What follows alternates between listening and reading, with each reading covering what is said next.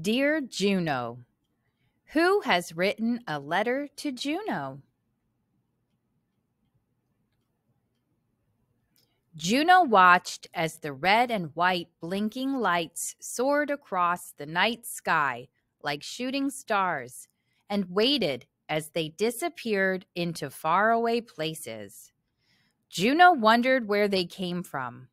He wondered where they were going. And he wondered if any of the planes came from a little town near Seoul, where his grandmother lived, and where she ate persimmons every evening before bed. Juno looked at the letter that came that day. It was long and white and smudged.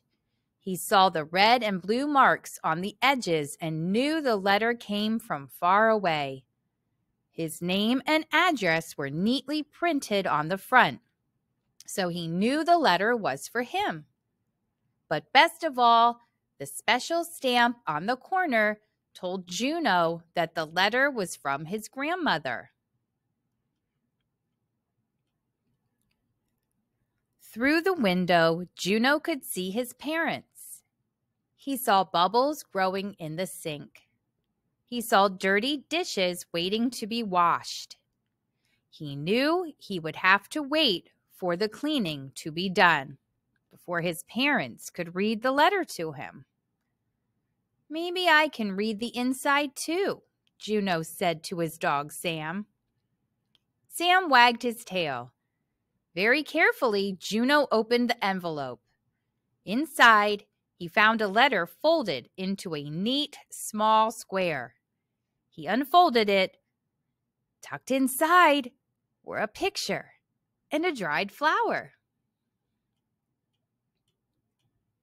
Juno looked at the letters and words he couldn't understand. He pulled out the photograph. It was a picture of his grandmother holding a cat. He pulled out the red and yellow flower. It felt light and gentle, like a dried leaf. Juno smiled. Come on, Sam, Juno said. Let's find Mom and Dad.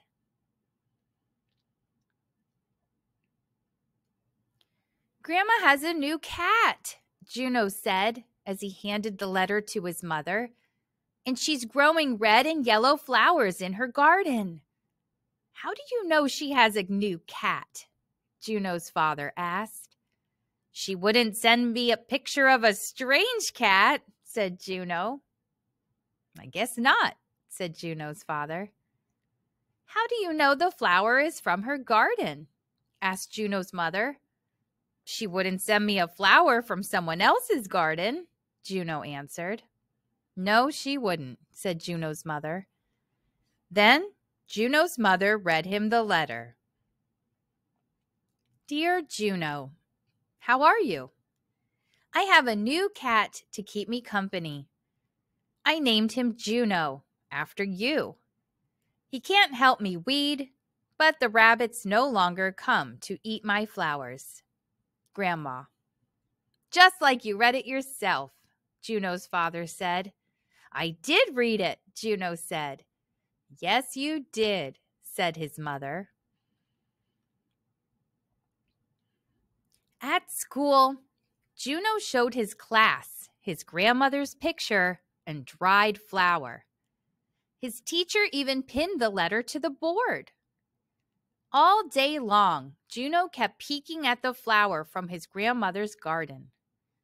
He didn't have a garden that grew flowers, but he had a swinging tree. Juno looked at the letter pinned to the board. Did his grandmother like getting letters too? Yes, Juno thought.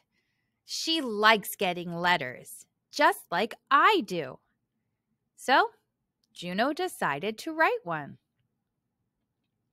After school, Juno ran to his backyard. He picked a leaf from the swinging tree, the biggest leaf he could find. Juno found his mother, who was sitting at her desk. He showed her the leaf. I am going to write a letter, he told her. I'm sure it will be a very nice letter, she answered, and gave him a big yellow envelope. Yes, it will, Juno said. And then he began to draw.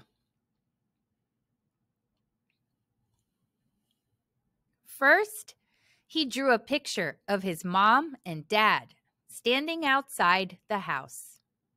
Second, he drew a picture of Sam playing underneath his big swinging tree.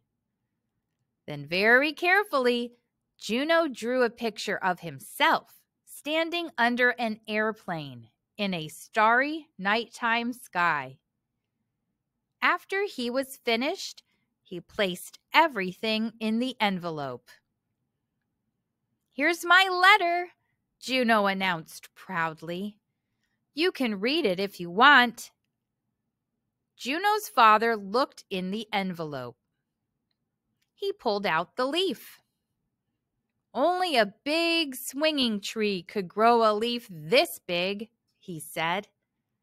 Juno's mother pulled out one of the drawings. What a fine picture, she said.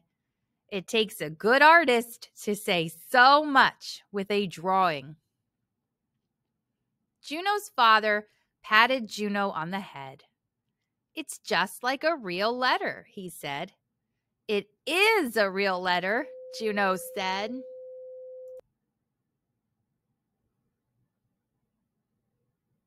It certainly is, said his mother. Then they mailed the envelope and waited. One day a big envelope came. It was from Juno's grandmother. This time, Juno didn't wait at all. He opened the envelope right away. Inside, Juno found a box of colored pencils. He knew she wanted another letter. Next, he pulled out a picture of his grandmother. He noticed she was sitting with a cat and 2 kittens. He thought for a moment and laughed. Now his grandmother would have to find a new name for her cat. In Korea, Juno was a boy's name, not a girl's. Then he pulled out a small toy plane. Juno smiled. His grandmother was coming to visit. Maybe she'll bring her cat when she comes to visit, Juno said to Sam as he climbed into bed. Maybe you two will be friends.